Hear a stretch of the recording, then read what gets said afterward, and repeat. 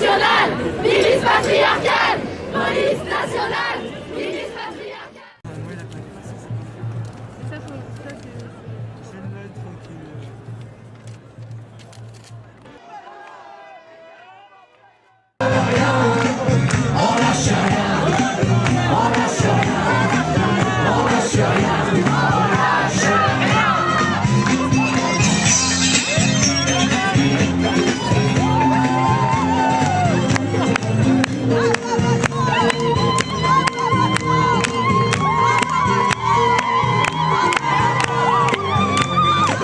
C'est tellement con, tellement banal de parler de paix, de fraternité, quand des SDF crèvent sur la dalle et qu'on mène la chasse sans papier.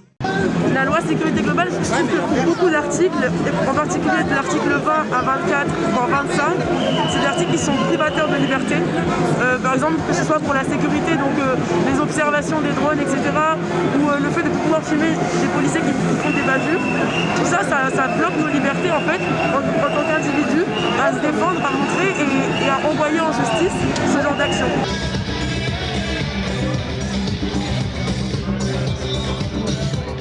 C'est ni un retrait ni une suspension, c'est une réécriture totale du texte. Ces derniers jours ont illustré à quel point la liberté d'expression doit être protégée, à quel point aussi nos forces de l'ordre doivent l'être.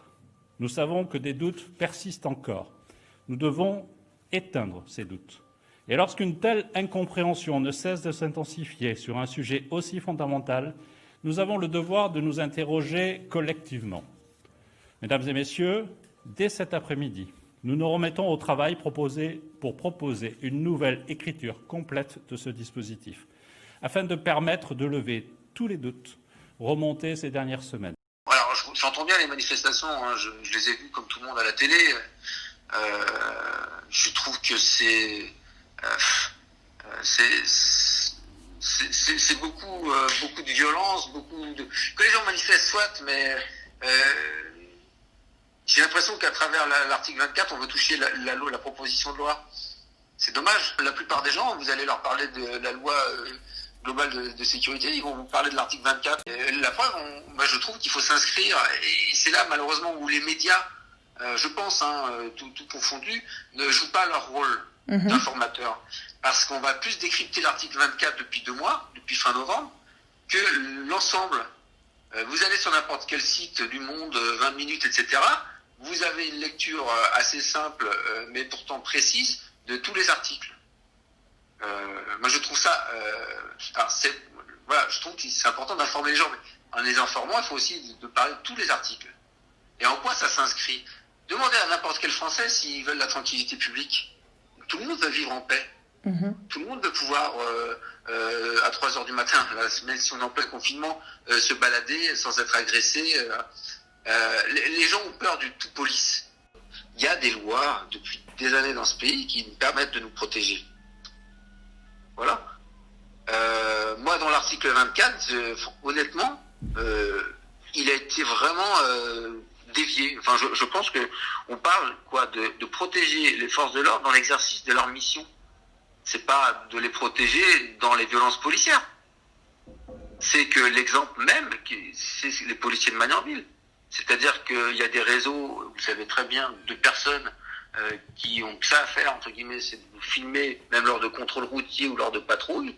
Il y a des tas de réseaux sociaux où il y a des photos de collègues. Il y a une quinzaine de jours, je ne sais pas si vous avez vu, il y a eu une manifestation de la pénitentiaire, parce qu'ils ont le même métier, voire même plus dur que nous. Il y a une collègue de la pénitentiaire qui a été devant chez elle, qui a été battue par 2 individus. Parce qu'elle a été suivie de la maison d'arrêt jusqu'à son domicile. Quand vous portez un uniforme, surtout le contexte actuel, vous êtes aussi une cible. À plusieurs égards, vous êtes une cible. Vous êtes une cible dans le contexte terroriste actuel. Terroriste, pardon.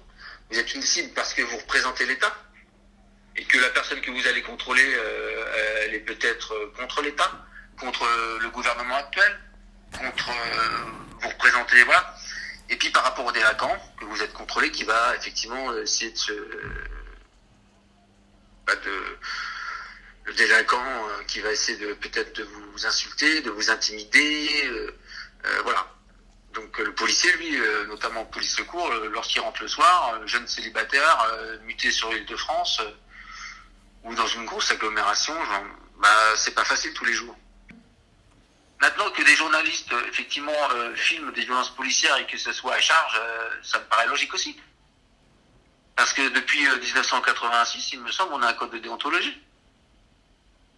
Et le code de déontologie, l'article 7, il prévoit que aussi toute personne qui est interpellée est sous la responsabilité des fonctionnaires.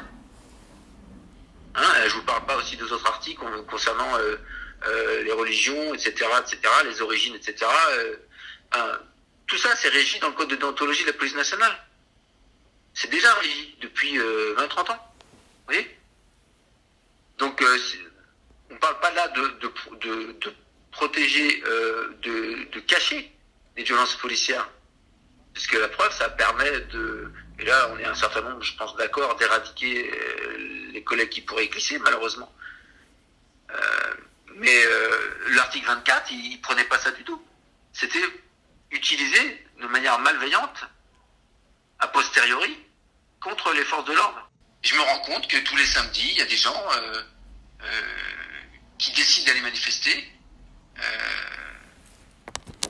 Et pourtant, je suis un citoyen normal, je lis, je regarde les infos, enfin beaucoup moins bien sûr, mais je m'informe de mon côté.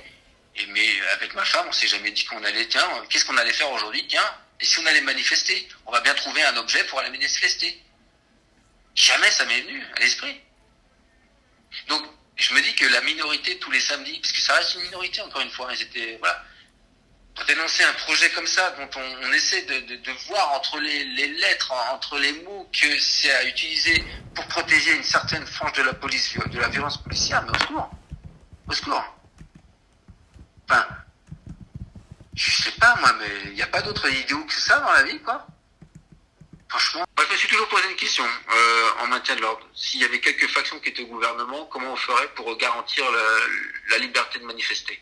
Si on enlève les policiers, si on enlève les gendarmes mobiles, qui c'est qui va encadrer le droit à manifester? Vous vous êtes posé cette question? Si jamais, parce que vous savez que c'est bien sûr un droit de manifester, à partir du moment où vous avez fait une déclaration, etc. Mais moi je me suis dit si tous ces gens de tel parti extrême étaient un jour au pouvoir, comment serait encadrée la possibilité de manifester? Nous, les policiers, les gendarmes mobiles, on est là aussi pour garantir ce droit de manifester. Moi, personnellement, effectivement, en ce moment, moi, ma charge mentale, je leur dis pas forcément, mais des fois, je leur dis, effectivement, j'encouragerai personne de mon contexte familial à s'engager sous l'uniforme.